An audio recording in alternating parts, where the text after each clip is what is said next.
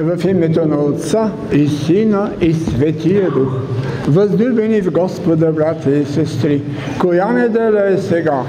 Втора неделя след Петдесетница. Но кого е посветена тази неделя?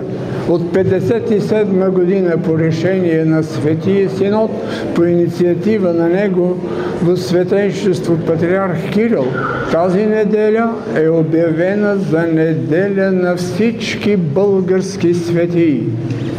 Предишната неделя, първата след Петдесетница, е на всички светии, а тази на всички български светии. За нас, българите, най-важната, най-скъпоценната неделя. Като идвахте в храма и се покланахте на иконата, вляво и вдясно сте видяли един портрет. Това е портретът на, забелязахте го, нали, на епископ, мирликийски епископ Николай. За него искам да ви разкажа. Вие сте чули и чувате на всяка моя служба на Великия вход, че споменавам имената на 4 архиереи. На 4 архиереи: Тихон архиерея, Никола архиерея, Партения архиерея и Натанаила архиерея. Това са все изрядни духовници, отлични богослови, искрени, чисти, безкористни първопастири. Тихон архиерей, епископ Тихон, това е моят ректор в Софийската духовна семинария. Един прекрасен отец на всички нас, семинаристи. А Николай архиерей, когато вие видяхте на снимката и се поклонихте, това е моят ректор в Духовната академия Свети Климент Охридски. То за него ще ви кажа няколко думи. Неговото изрядно служение, неговите страдания, неговото мъченичество, неговото изповедничество, неговото бащинско отношение към всички нас, неговите студенти. Той 19 години беше ректор на Духовната академия Свети Климент Охридски. Вие знаете, че Свети Климент Охридски, това е името на Софийския университет. Обаче след 9 септември то беше счетено за недостойно име и Софийският университет Свети Климент Охридски стана само СУ, Софийски университет. Тогава факултета Богословския го махнаха от университета и го оформиха, което между другото не беше толкова зле, като Духовна академия. И тя взе името на Свети Климент Охридски. Един голям портрет в естествен ръст. Не мога да кажа от кой художник. Много красив. Свети Климент е показан така с книга, как чете. Беше сложен на източната стена на аулата в Духовната академия и стоя там чак до 90-ти коя година, когато си го върнаха отново в аулата на Софийския университет. И така, епископ Николай, неговото име светско е Никола Кожухаров. Роден е в 1908 година в Великотърновското село Ресен, съвсем близо до Преображенския манастир. И малкият Никола много обичал да ходи в този манастир и да прекарва там и да помага на монасите. А този манастир е с най-строгият устав в България. Там никога не се яде месо. През цялата година не се вкусва. И монасите забелязали интереса на малкия Никола към духовните неща, към църквата, към църковния ред, към аскетичния живот. И когато навършил 14 години, го пратили в Софийската семинария. Той завършва Софийската семинария 28 година с пълно отличие и веднага привлечен от аскетичния живот на монасите, където всяка ваканция прекарал в манастира с тях, приел монашество, завършили богословския факултет също с отличие и бидейки вече монах, започва да служи на Светата църква като архимандрит. Той е бил викарий в Врачанската епархия, бил е началник на богослужебния отдел в Светия Синод, бил е патриаршески викарий, предстоятел на Светия Александър Невски и 54-та година приема епископски сан. И от 54-та до 73-та, до 83-та е ректор на Духовната академия. В това време, от 61-та до 65-та, аз бях негов студент. Епископ Николай е наистина много богата личност.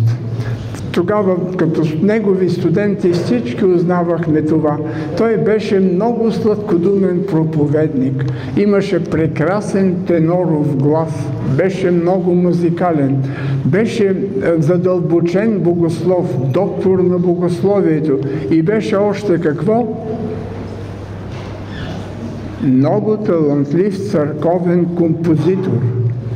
Учеше хармония при най-добрия тогава наш композитор и познавач на музикалната хармония професор Парашкев Хаджиев. Тук ще ми позволите един мой личен спомен. Дядо Николай, като разбра, че аз имам музикални интереси, се отнесе като истински баща към мен, с интерес и с любов, прегледа, провери и поправи моите първи композиции. Даде ми да си имам личен ключ от аулата, където имаше един роял и да мога да ползвам за моето композиране и за уроците по пиано този роял, когато пожелая. И по всякакъв начин поддържаше моите прояви като помощник диригент на академичния хор. И никой от нас, студентите, не знаеше какво е преживял. Той беше извънредно скромна личност. Веднага след 9 септември го викат за кратка справка в милицията. 7 месеца никой не знае къде е той. Няма никаква вест от него. Там го смазват от бой, пребиват го. 45-та година го съди Народен съд. Осъждат го на 5 години строг тъмничен затвор, 8 години лишаване от граждански права, конфискация на цялото имущество, 100 000 лева глоба. И всичко това защо?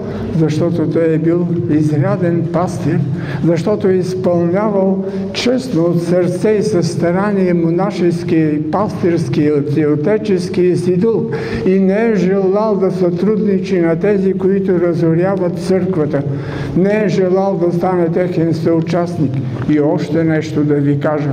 Той е бил включен в Международната медицинска комисия, която да отиде в Катин и Виница в горите и да направи анкета кой е избил хилядите полски офицери и видни полски граждани, Хитлер или Сталин.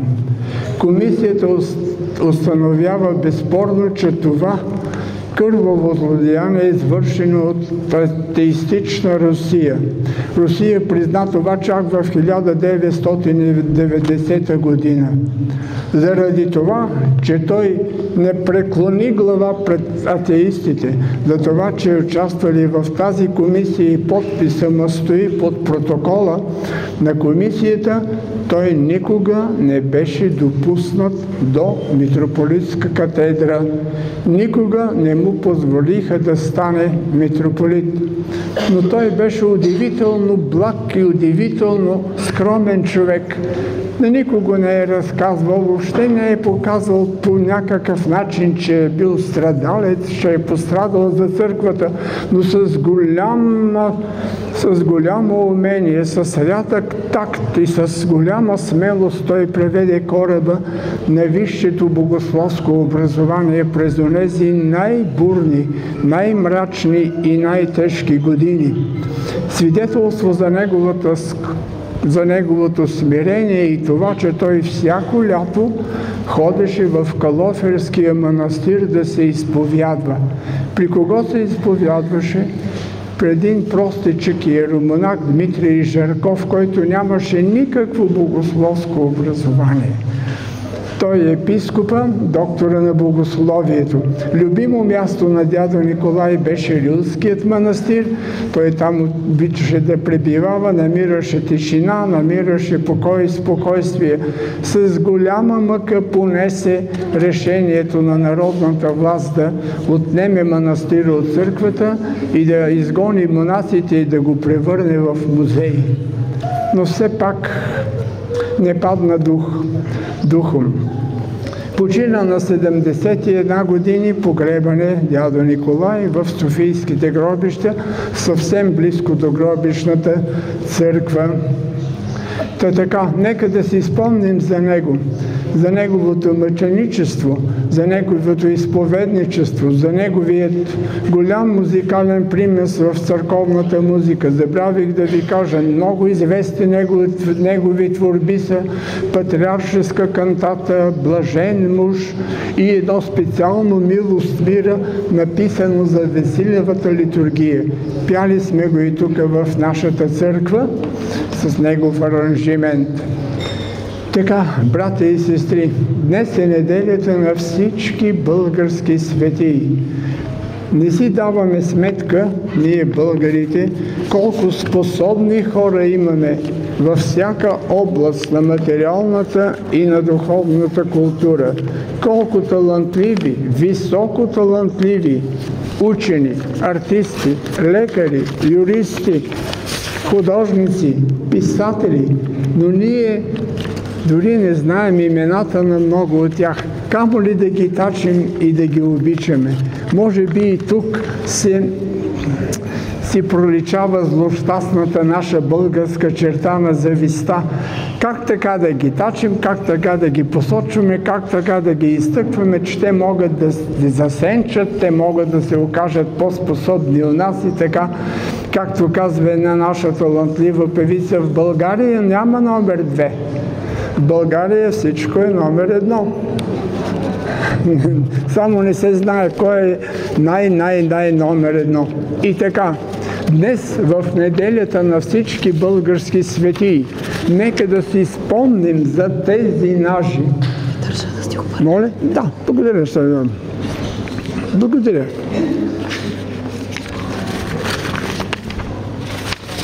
Благодаря. Да си спомним за всички наши видни българи във всички области и да си спомним, сега ще ви ги кажа накратко, набързо, и да тачим нашите свети отци, нашите мъченици, нашите свещеномъченици.